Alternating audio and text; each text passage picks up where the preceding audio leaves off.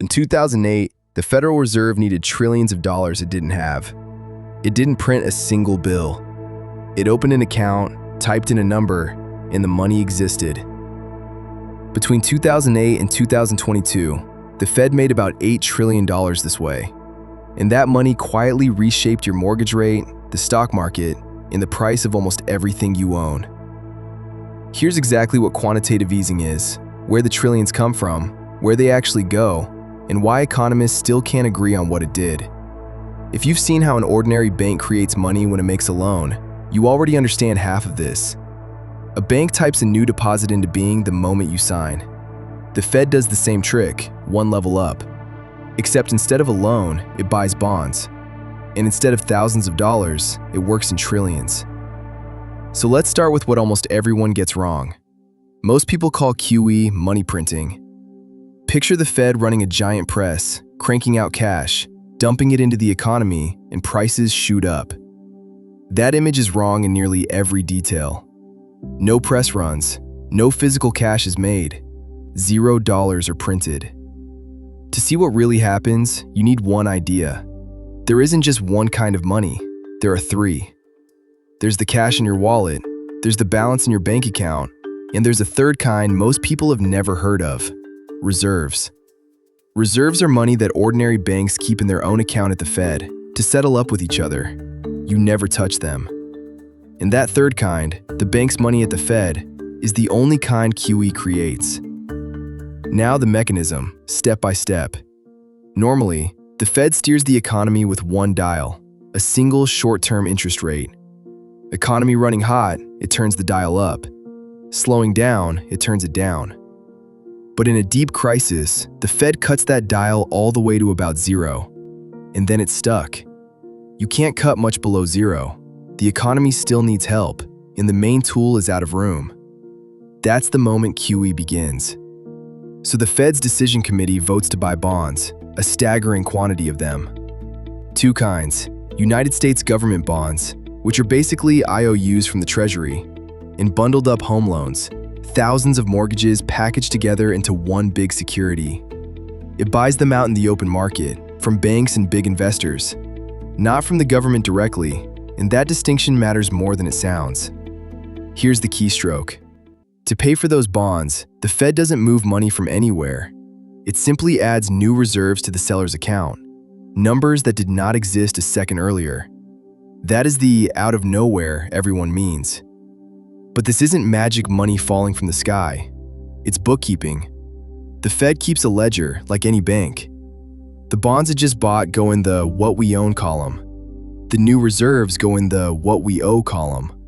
Both sides grow by the exact same amount. The books balance to the penny. Which means QE is a swap, not a gift. The seller handed over a bond and got reserves back, traded one safe thing for another safe thing of equal value. Nobody got richer in the trade itself.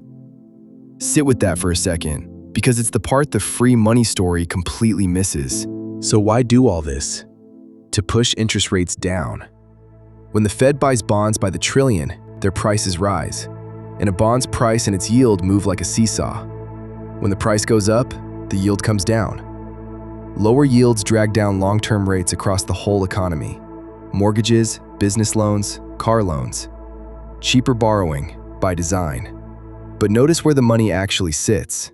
Those reserves mostly stay parked inside the banking system. So the first place QE shows up isn't your wallet, it's financial markets. Bond prices, stock prices. It only reaches the real economy if all that cheaper borrowing actually gets people and businesses to borrow and spend. Now watch how big this got. Before the 2008 crisis, the Fed's ledger was about $900 billion. Then QE began. By 2010, it was around $2.3 trillion. By 2011, $2.9. By the end of 2014, $4.5 trillion. Then COVID hit, and the Fed did its largest round ever, adding nearly $5 trillion more. In April 2022, the ledger peaked at about $8.9 trillion, roughly $900 billion to nearly $9 trillion. About 10 times bigger in 14 years. Today it sits around $6.7 trillion, slowly coming back down. So did all that new money cause inflation? Here, the honest answer is that economists genuinely don't agree. One view says creating this much money has to push prices up eventually, the classic worry. But look at the record. From 2009 to 2019, the Fed did enormous QE, and inflation stayed stubbornly low. That dents the simple story. Then prices jumped in 2021 and 2022, but that came alongside QE plus trillions in government spending, plus snarled supply chains. Pulling out QE's share alone is something careful economists still argue over. There's a second fight too, over who QE actually helped. One group of studies argues that by lifting stock and house prices, QE mostly rewarded people who already owned those things, widening the wealth gap. Central bankers push back, arguing it also protected jobs and wages for everyone else. The findings are genuinely mixed, and we're not going to pretend otherwise. Which brings us back to that phrase, money printing. Is it fair? Literally, no. Nothing is printed. It's an electronic swap of one asset for another. But critics argue the effect can look money printing-like. The honest position is to understand exactly what it does and doesn't do, and judge the label for yourself. So the trillions really were created out of nowhere, but in a very specific way, as electronic reserves with a keystroke to buy bonds, not as cash handed to people. The Fed swapped one financial asset for another to push interest rates down. That's why the money showed up first in the financial plumbing, and why, more than a decade later, people still argue about whether it helped Main Street or mostly lifted Wall Street. Which leaves one obvious question hanging. If the Fed really created all these trillions, why didn't prices explode every single time? That's the whole story of inflation. What actually makes your money lose value, and what doesn't? That's the next video. If you want to follow the money all the way through, it's worth sticking around.